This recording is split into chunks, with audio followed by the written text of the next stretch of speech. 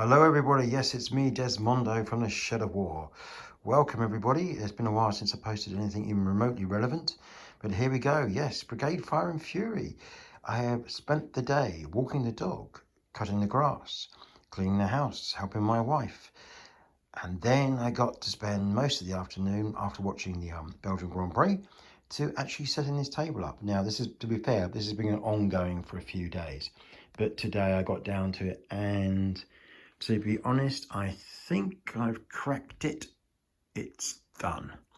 So, as you can see, lots and lots of woods, lots and lots of fields, but mostly woods, and lots of roads, which, if you know anything about the American Civil War, incredibly important for maneuvering, especially in the early parts of the war, where the units had really limited amount of experience in fighting, especially in woods and things like this.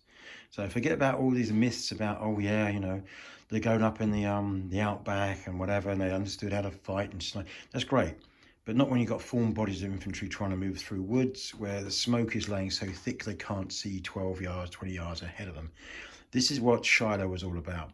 And if you don't know anything about Shiloh, have a read. It's an incredibly interesting battle.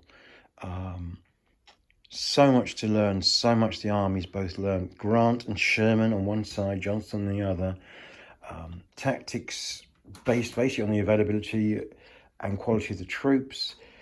The Union nearly got smashed. Only through, let's be honest, I think Sherman's actions and his troops did they actually hold the line. Grant did not really end up with a huge amount of glory, but he did actually hang it together. And at the end of day one, they actually had, the Union had held their line. But I will be honest, if you read the histories, you know how touch and go it was, and it could have been a huge victory for the Confederates if they'd managed to nail it.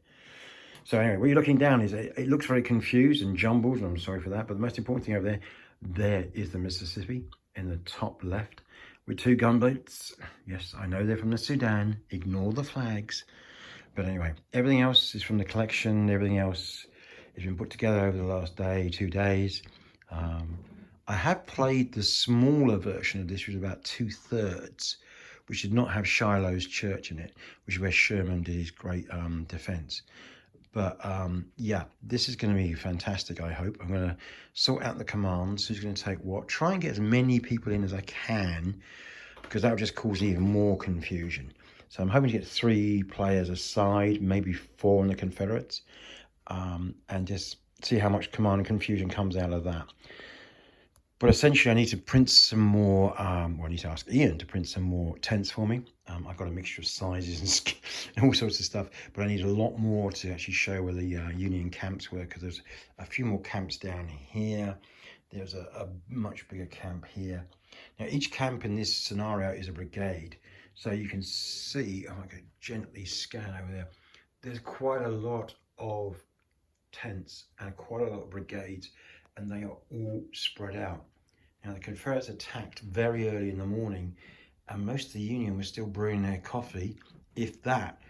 And you can imagine what a torrent of Confederates yelping and charging would have done to a bunch of Union soldiers who were just basically putting their strides on and brewing some coffee. And I'll leave you to go and read about the rest. But it's actually quite incredible the Union even held it all, but they did. Yeah, this is all bits I've got. The only bits that have been specially made for the game, jokes aside, some corrugated cardboard sprayed brown, just so you can see the fields. This horrible lump, I apologise for those of you who are great modelers. I just needed something to represent the Mississippi. So I've whacked in this and sprayed it a bit brown and a bit this and a bit that, and that's all we'll have to do. Other than that, everything else was in the collection. All the troops, we have enough troops, and everything will be ready. So my next thing to do later this week is to get the figures out, put them on the table. Now, with Fire and Fury, one of the things about it is you can see everything that's on table. It therefore leaves the commanders to make decisions. Now, some people hate it, some people don't mind it. In this battle, if you've actually read about it, there's no point pretending you don't know where the Confederates are and how much is going to hit your line. So I'm sure the people who end up playing this game will go and do a bit of reading. They'll know where it's coming from. So I'm not going to try and hide the Confederate attacks or where it's coming from. But what I might do is add in some, shall we say, units that aren't what they seem. So the Union commander will maybe seeing units that are coming down a road that actually turn out not to be anything at all. I've got to figure it out how much to do that, because I don't want to really unbalance the game. I should also think about putting Union defensive units in that maybe aren't really there as well.